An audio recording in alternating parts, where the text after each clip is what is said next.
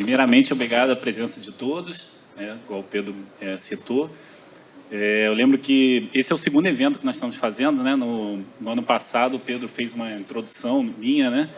E eu entrei cheio de vergonha e tal. Eu acho que eu estou me acostumando com esse negócio. Acho que agora massageou meu ego, Pedro. Gostei. Mas fora a brincadeira, obrigado à presença de todos. Eu sei que o tempo, né, de cada um de nós é sagrado, né? Então, vocês escolherem por estar aqui é algo muito importante para a gente. Vamos lá, vamos começar então. Por que nós estamos aqui, né? Por que vocês estão aqui? O que vocês buscam? Nós viemos falar de investimentos, não é isso? Para que a gente investe? Para ganhar dinheiro? Mas para que a gente ganha dinheiro? Para viver melhor. Outro pode falar para comprar um imóvel. Cada um tem um objetivo. Hoje pode falar que é para aposentadoria, não é verdade? Liberdade econômica, palavra na moda, né? Liberdade econômica. Então, se eu tiver uma rentabilidade que cubra os meus gastos, a partir daí eu posso fazer qualquer atividade. Verdade. Então, independente, né, de qual o seu objetivo, e alguns estão aqui, né? Cuidar, ser dono do seu próprio tempo e tal. No final das contas, o que a gente quer com o investimento é criar riqueza. Essa riqueza vai ser usada para diversos objetivos, diversos planos que nós temos, né? E aí eu faço uma pergunta. Existe a fórmula da riqueza? Existe a fórmula da riqueza? Eu já perguntei para o ChatGPT já, para ele me responder isso, tá? Ele me disse exatamente o que eu vou falar aqui. Na maioria das vezes, eu concordo com o ChatGPT, ele é muito inteligente. Ele respondeu exatamente o que eu vou falar aqui. Na verdade, assim, eu conheço uma, e só conheço essa. E quando eu perguntei para o GPT umas 3 vezes, ele só me deu essa fórmula também. Então, deve ter algo aí, né? Quando saírem daqui, vocês perguntam, qual é a fórmula da riqueza? Ele vai falar primeiro que não existe, mas se existir uma, é essa. Ele vai te dar isso aqui, ó. Essa é a fórmula da riqueza. O que é essa fórmula? Se tem alguém na matemática, talvez já vai falar de cara. O que significa essa fórmula? Alguém consegue adivinhar? E está com outras variáveis. Essa fórmula é a fórmula do juro composto. Não tem outra forma que eu conheça. Se alguém conhecer uma, me avisa, né? Eu não conheço outra fórmula senão o juro composto. O que é o juro composto? O juro composto ele tem aí 3 variáveis, né, para atingir a riqueza. Primeiro, gasto ser maior do que sua despesa. É o ponto, é o inicial. O que é isso? É o capital. Desculpa, o ganho. O ganho ser maior que sua despesa. O que é isso? É o capital que você tem para investir. Se você não tem o capital para investir, você não tem como gerar riqueza. Então, esse é o primeiro ponto. Segundo, o tempo. O tempo é essencial. Então, aquela riqueza que falam que você ganha sem esperar, sem ter um tempo, desconfie, porque o tempo é um dos pontos fundamentais. Inclusive, ele está aqui elevado. É a potência. Então, o tempo é muito importante. A última parte aqui, rentabilidade média. Eu grifei aqui, rentabilidade média. O que é rentabilidade média? Isso é super importante, né? Porque ela é ponderada pelo capital. O que é ponderada pelo capital? Não adianta nada você teve 1000% de rentabilidade no investimento. Tá bom, mas esse investimento representa 0,1% do seu capital. 0,01% do seu capital. O que isso fez diferença na sua riqueza? Nada. Se o restante da sua riqueza você tiver uma rentabilidade de 0,5%, a sua rentabilidade média vai estar muito próxima de 0,5%. Então, não adianta um tipo de investimento, né, com um risco grande que você ganhe muito e você invista pouco. Mas se você investir muito no investimento que você tem um risco grande de perder seu capital, eu acho que não é uma boa ideia, né? Então, o que deve ser olhado é a rentabilidade média do seu capital inteiro. Essa é a rentabilidade média que gera riqueza, né? E por que é ponderado pelo tempo? Porque se eu ganho hoje, fazer um exemplo extremo, se eu ganho hoje 100%, tenho uma rentabilidade de 100%, e logo na sequência, no próximo mês, eu tenho uma perda de 50%, eu voltei para minha estaca zero. O que nós precisamos ter para ter capital investido? Primeiro ponto, humildade. Gastar, né, ganhar mais do que a despesa significa humildade, porque eu poderia estar com um estilo de vida acima do que eu tenho, concorda? E eu não estou tendo porque eu estou segurando, né, eu estou acumulando para utilizar no futuro e ter mais no futuro. Então, o primeiro ponto é a humildade, nós precisamos ter essa humildade. O segundo ponto, o tempo. O que representa o tempo? Paciência e resiliência. Não adianta nada também eu ter humildade hoje, de juntar, passou 3 meses, 4 meses, nossa, mas aquele carro lá é o que eu sempre sonhei. E compra o carro, não adiantou nada. Você teve humildade em um momento e essa humildade foi por água abaixo. Então, você tem que ter a humildade e você tem que ter a paciência e a resiliência. O último ponto ali, que é rentabilidade média. Rentabilidade média, você precisa ter o conhecimento. Nós vamos mostrar aqui. Você precisa ter recursos e você precisa ter tempo para se dedicar à questão de investimento. Para que você tenha o quê? A consistência. Então, a rentabilidade, ela vai fazer diferença se ela tem consistência ao longo do tempo. Não adianta hoje eu ganhar, amanhã eu perder. Se eu perco nessa equação aqui, ó, se a rentabilidade é negativa, o que eu vou perder? Eu vou perder exatamente esse patrimônio da humildade que eu tive para não gastar no passado. Pô, se eu tive o esforço de ter humildade, eu vou perder isso que eu tive no passado? Era melhor eu ter gastado mais. Então, rentabilidade negativa, de forma alguma, a gente tem que evitar isso totalmente, né? E aí, quando a gente vai para o tempo, se eu precisar ter a mesma riqueza, vamos dizer que eu não mude esse objetivo, quero ter a mesma riqueza, tá? Mas perco em rentabilidade, para eu compensar a riqueza perdida, ou eu perco o meu capital, né? Ou eu vou ter que botar mais capital para poder ter a mesma riqueza, se eu perder a rentabilidade. Então, vou ter que trabalhar mais, vou ter que me esforçar mais, ou ter mais humildade, né? Ou eu vou gastar mais tempo para atingir essa riqueza. Então, essa fórmula é impressionante como ela nos diz um monte de coisa no nosso dia a dia. E ela diz características que a gente precisa ter para atingir a riqueza, né? Também, um outro ponto, se eu perdi dinheiro ou não ganhei o que eu deveria, depois que eu compensar, eu vou querer ter uma rentabilidade maior. O que significa ter uma rentabilidade maior num tempo menor? Me arriscar mais. E aí o problema é pior ainda. Aí eu perco mais dinheiro, aí a situação piora mais ainda. Então, essa parte aqui de cima, da humildade, a paciência e a resiliência, o profissional não consegue ajudar o investidor. Essa parte é total do investidor. A gente pode até aconselhar, mas a gente não consegue ajudar. Então, tem a característica de cada investidor, né? Então, a humildade, a paciência e a resiliência, isso, para você criar riqueza, tem que partir de você. Agora, a rentabilidade média, o profissional consegue lhe ajudar. Agora, vamos falar um pouco do que é a Intelligent Capital, né? Para explicar o que é a Intelligent Capital, eu vou botar aqui uma frase. Talvez seja confusa, mas nós vamos explicar ela no detalhe. Eu vou ler ela para vocês. Ó, a Intelligent Capital faz a gestão de investimentos utilizando a estratégia de value investing e gestão de risco quantitativa computadorizada para maximizar a relação de retorno por risco e assim suportar seus clientes de forma customizada na geração de riqueza. Olhando assim é bem complicado, né? Mas, na realidade, nós vamos passar por cada ponto desse para ficar bem claro o que é Intelligent Capital. Então, começando, o que é gestão de investimentos? Fazendo uma analogia com a área da saúde, né? Na área da saúde, é bem claro para a gente quem são os profissionais. Então, nós sabemos quem é o técnico de enfermagem, quem é o enfermeiro, quem é o médico, eu digo, o que eles fazem, né? A responsabilidade deles, e quem é o médico especialista, né? Então, estou aumentando aí de hierarquia e de conhecimento de cada profissional desse. Pois bem, quando você for contratar alguém que seja responsável de fazer uma cirurgia em você ou no ente querido, quem que você contrataria?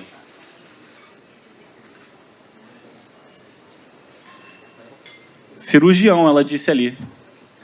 Por que você contrataria um cirurgião? Um especialista. Por que você quer um especialista para a área da saúde? Que saúde é o que para você? Muito importante para você. Então, eu diria o seguinte, se a riqueza que a gente falou lá, o seu objetivo é muito importante para você, eu acho que você deveria considerar consultar, no mínimo, consultar um especialista. Existem vários tipos de especialistas, assim como na medicina, né? A gente tem também no investimento um enfermeiro, um médico, a gente tem todos esses profissionais na área de investimento. Então, vamos conhecer um pouco dos profissionais. A gente tem aqui, ó, 4 profissionais que podem fazer contato com vocês podem ter acesso, né? Então, o gerente de banco e o assessor, eles prestam serviço de assessoria. O gerente de banco, ele está ligado a uma instituição bancária, né? É um assessor que está ligado à instituição bancária, mas é o mesmo nível de um assessor. Você tem um assessor, que o assessor já é o profissional que está ligado a uma corretora de investimento independente. Você tem um consultor. O consultor presta consultoria, como o nome diz, para o cliente. Nós vamos falar um pouco mais sobre o consultor. E o gestor, que é o nosso caso, que também faz a gestão do capital de terceiros. Nós vamos falar um pouco sobre eles. Tanto o consultor como o gestor são independentes. Se você hoje investe e não sabe qual profissional que hoje te atende, eu diria com 97% a 99% de certeza que são aqueles dois. É o gerente e o assessor. Porque eles são os que atendem 97% a 99% dos investidores. Esses dois profissionais, eles são aqueles que, se você for em uma corretora, na XP, BTG, Genial, enfim, se for numa corretora, o assessor vai te atender. Você não consegue fazer investimento nenhum se não tiver pelo menos um desses profissionais. O assessor vai te atender numa corretora. Se você for falar num banco e for investir num banco, a corretora do banco vai te direcionar ao gerente de investimentos. Então, o gerente de investimentos vai te atender. Então, por isso que 97%, 99% dos investidores têm esses profissionais como primeiro contato. O que nós devemos saber desses profissionais? Então, vamos lá. A gente falou lá sobre a área da saúde, né? Vamos entender sobre a qualificação. Qual é a qualificação necessária para executar cada atividade dessa? Sobre a qualificação, então, vamos começar pela base. Nós temos o gerente e o assessor. Qual é a qualificação necessária para o gerente e o assessor? É a primeira qualificação do mercado financeiro, que é a certificação da Anbima, por exemplo, que é para o gerente, certificação de profissionais da Anbima. Então, a primeira qualificação, hoje, 93% dos profissionais certificados no Brasil têm essa certificação. Vamos para o consultor. O consultor já é um nível um pouco acima. Você vê que a diferença é bem grande, né? O consultor já representa 6% dos profissionais que estão certificados no Brasil, né? Não é linear, é uma redução significativa. O consultor já tem um nível considerado como especialista em investimento. Então, a certificação de especialistas da Anbima. Esse é o consultor. O gestor já representa 1% dos profissionais certificados no Brasil, né? A certificação que ele precisa ter para exercer essa função é a certificação de gestores da Anbima. E esse profissional, ele é o único. Lembra quando eu falei sobre quem é o responsável? Me responderam lá na saúde que contrataria o cirurgião. Você nem teria opção de não fazer isso, porque tem uma legislação, né, que o Conselho de Medicina fala, para fazer a cirurgia tem que ser feita ali pelo profissional especializado, correto? Então, o outro nem precisa, é crime se ele fizer esse tipo de atividade, então você não tem opção. Aqui também existe isso. O gestor é o único profissional que tem o poder discricionário. Né? O que é o poder discricionário? É o único profissional, lembra que a rentabilidade média é a que faz a diferença? É o único profissional que você pode contratar, ele vai fazer as decisões por você e vai ter um contrato que o objetivo dele é aumentar a sua rentabilidade média. Então, ele é o único que pode fazer os investimentos no seu nome. Os outros, eles precisam que você autorize, que você mande uma ordem autorizando realizar a operação. Né? Mas para ser gestor, né? E assim, na CVM, que é a registradora, né, a que faz o controle de toda os profissionais, né, de investimentos, na CVM, para você se registrar como gestor de recursos de terceiros, você, além de ter o CGA para demonstrar que você tem um conhecimento, você precisa não ter, né, nada na justiça que tenha sido condenado nessa área de investimentos, ou alguma outra área, também pode ser questionado, né, sua ficha limpa, né? Você precisa também, além de ter a ficha limpa, você precisa demonstrar para a Comissão de Valores Mobiliários, que era o nome que tinha me fugido, Comissão de Valores Mobiliários, que você tem uma saúde financeira boa. Como é que poderia, né, um gestor gere capital de terceiros e não ter uma saúde financeira boa? Então, tudo isso é contratado, é uma empresa contratada pela CVM que verifica, né, a sua vida para poder te dar o registro da CVM para você poder exercer a função de gestor de recursos de terceiro. Pois bem, junto ao gestor, usualmente tem um analista. Um analista já é uma outra certificação, que é a CNPI, que te dá te certifica que você é um analista, pode ser técnico ou analista pleno, ou analista fundamentalista, ou os dois. No caso, o CNPI é de um analista pleno, que faz análise, né, certificado de fazer análise fundamentalista e análise técnica. E aí, no topo, a gente tem o CFA. O Pedro falou um pouco do CFA, né? O CFA é a certificação mais alta do mundo. No Brasil, 0,3% na área, né, de investimento. No Brasil, só 0,2% dos profissionais certificados têm o CFA. Vamos falar da gente, né? Eu hoje possuo, igual o Pedro falou, o CGA, então sou a pessoa certificada e registrada na CVM para fazer a gestão de recursos de terceiro.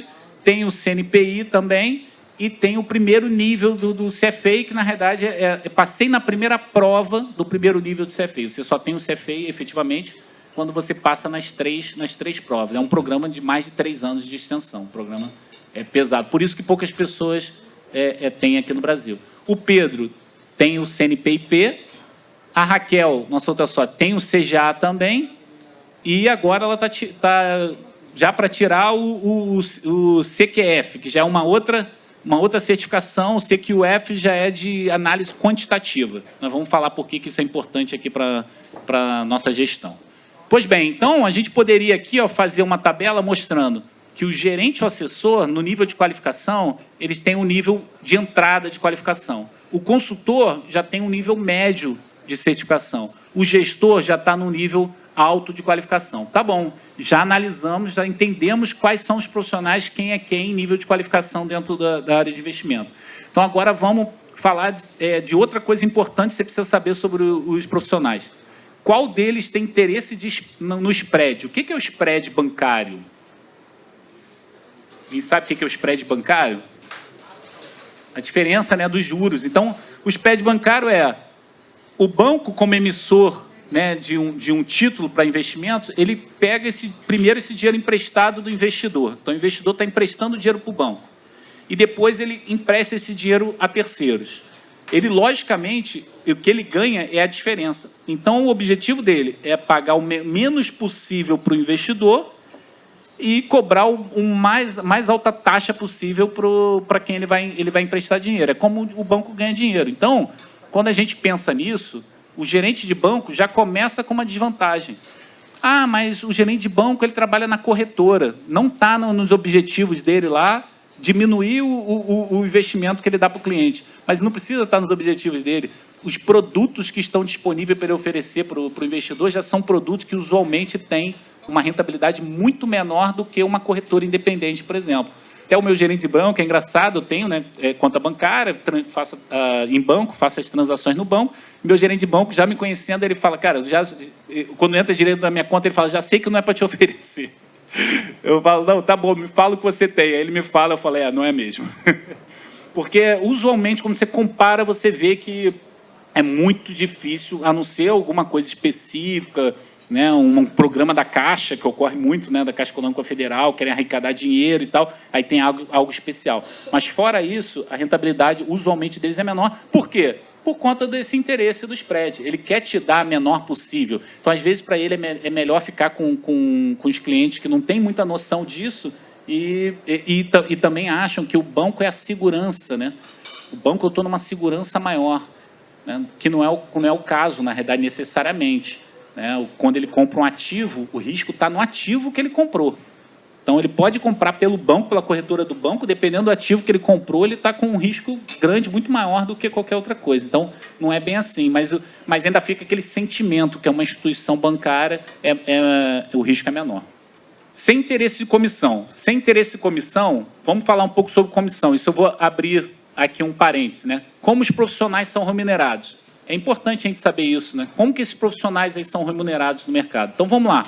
Aqui nós temos a imagem do investidor, nessa ponta, e aqui tem uma imagem quem emite o título que o investidor quer investir. Okay?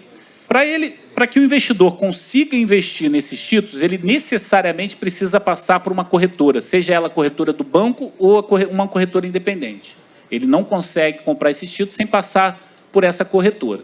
Para ele passar por essas corretoras, algum desses profissionais aqui precisa estar plugado a essas instituições. O banco é só o gerente, basicamente o gerente de banco. A corretora, ele tem a opção do assessor, consultor e o gestor. Pois bem, então vamos ver primeiro como que é a remuneração do gerente do banco e do assessor. A remuneração desses dois profissionais, ela começa pelo emissor. O emissor define a comissão que vai ser distribuída, né, que vai ser paga para a corretora, né, a corretora faz a distribuição do produto que ele emitiu. Essa comissão, esse valor da comissão que é paga, depende de qual produto que ele faz, depende de qual emissor que vai emitir, da qualidade de crédito desse emissor, então depende de alguns fatores. E do desespero também desse emissor, porque se ele quiser que a distribuição seja mais rápida, quem faz a distribuição é a corretora, ele aumenta a comissão para a corretora vai dar prioridade naquele produto que ela vai ter uma comissão maior. E como que o gerente assessor é remunerado? Com um percentual dessa comissão. Então, um percentual dessa comissão que é paga para eles vem para o corretor. Além disso, um fato importante, até pouco tempo atrás, esse pagamento para esses profissionais não era sabido pelo investidor. Isso não ficava aberto, era trancado às 7 chaves. Então, aqui, ó, interrogaçãozinha. Há pouco tempo surgiu uma lei pela CVM que esses profissionais precisam informar quanto estão sendo pagos. Por que disso? Porque você imagina que você recebe, de um lado, um produto com uma comissão X, outro produto com uma comissão Y, um é maior do que o outro, você tem a tendência, não é que sempre ocorre, mas você tem a tendência de oferecer o de maior comissão para você. Então, o que isso gera entre a relação, a forma da remuneração, o que ela gera entre a relação do investidor e esses dois profissionais? O que gera esse tipo de remuneração? Um conflito de interesse. Então, essa forma de remuneração gera um conflito de interesse. Com isso, os assessores aqui, ó, conseguiram mudar um pouco e eles podem ser pagos da mesma forma que o consultor pode ser pago, eu vou explicar agora. Exatamente porque muitos assessores se sentiam mal por isso. Há uma pressão. Você imagina qualquer empresa, né? Trabalhei muitos anos, ainda trabalho em empresas, né? Chega no final do quarto, no final do ano, tem que bater meta. O que eles vão falar aqui para esses caras? Vende, meu amigo. Vende esses produtos. E esse aqui é o que paga mais comissão para a gente. Esse produto é que você tem que dar prioridade, você tem que vender para os seus clientes. Né? Então, isso é muito importante saber. Como que, então, o consultor e o gestor são remunerados? Né? Esses dois profissionais, eles não podem receber comissão. Eles não podem receber comissão alguma. Então, o que acontece com essa percentual da comissão que seria pago ao gerente ou assessor, já que eles não podem receber? Esse percentual da comissão ela volta para o cliente em forma de cashback. Vou repetir. Esses dois profissionais eles estão ligados a XP, BTG, o que seja. Ele pode representar direto o cliente, sem o assessor e o gerente. Ele pode representar direto o cliente. E o que ocorre quando o cliente tem esses dois profissionais representando ele? O dinheiro que seria pago, o percentual que seria pago para a assessoria, volta como cashback para o investidor, porque esse daqui não pode receber. Aí vocês vão perguntar, tá bom, mas como então esses profissionais são remunerados? Esses profissionais são remunerados pelo cliente, num percentual, a taxa de administração, num percentual do capital do cliente. Então, é um valor sabido pelo cliente. O cliente sabe o quanto está pagando para esse profissional. E esse profissional, independente do produto que ele escolha, é a remuneração que ele vai receber. Então, aqui já pelo menos elimina o conflito de interesse. Agora vamos um pouco além. Como que o gestor é remunerado? É o único que tem um pouco diferente do consultor. Ele tem a taxa de administração, mas ele pode ter uma remuneração diferente dos outros. É a remuneração por performance. Então lembra que o seu objetivo é gerar riqueza. Para isso você precisa ter uma rentabilidade média. Você não pode correr o risco que essa seja negativa, que isso é extremamente prejudicial a você no longo prazo, né? Então, esse é o único profissional que tem uma parte da remuneração dele, a maior parte da remuneração dele, que é alinhada com o que você está pensando. O que isso cria de relação entre esses dois, o cliente, o investidor e o gestor? Alinhamento de interesse. Então, é o contrário. O consultor, ele não tem o conflito de interesse. O gestor, ele além de não ter o conflito de interesse, ele tem um alinhamento de interesses. Porque o objetivo dele é trazer o resultado que você espera. Então, isso é muito importante. Então, já podemos dizer que tanto o assessor como o gerente não tem um conflito de interesse, e a gente vai um pouco além e fala, o único que tem um alinhamento de interesse é esse profissional aqui de cima. Só que aí tem uma estatística que fala que só 5% dos investidores no Brasil usam gestores, sendo que 4% através de fundo de investimento, que o fundo de investimento, o gestor faz a gestão, é um condomínio, várias pessoas, né, investem naquele condomínio, tem uma regra, geralmente para buscar algum benchmark, superar algum benchmark, tem uma regra. Então, 4% dos investidores usam o fundo de investimento. E menos que 1% usam carteira administrada, que é o que a gente vai falar aqui, que é o investimento com contrato direto do cliente com o gestor. E essa é a modalidade que a gente utiliza aqui, a carteira administrada. Então, volto aqui, né? Por que poucos usam o gestor ou a carteira administrada? Primeiro, porque são poucos profissionais disponíveis no mercado. A gente viu lá, 1%. Então, está em linha, né? 1% aqui. Mas poderiam ser mais. Poderia ter 1% dos profissionais que têm essa certificação, mas terem mais de 1% de investidores utilizando. Isso poderia acontecer. Por que isso não acontece? Uma outra razão muito forte que isso não acontece é porque o investidor decide investir por ele mesmo. Não tem nada de errado com isso, mas você lembra que a parte da rentabilidade média ela é super relevante e ela precisa de know-how, precisa de recursos e precisa de tempo. Se você tem know-how, tem recurso, tem tempo, perfeito. Se você não tem, você está arriscando fazer esse tipo de investimento você mesmo, arriscando em não ter uma rentabilidade como você poderia ter versus o seu risco. Aí nós vamos entrar num ponto muito importante, porque não é só a rentabilidade que a gente deve olhar, nós vamos explorar isso.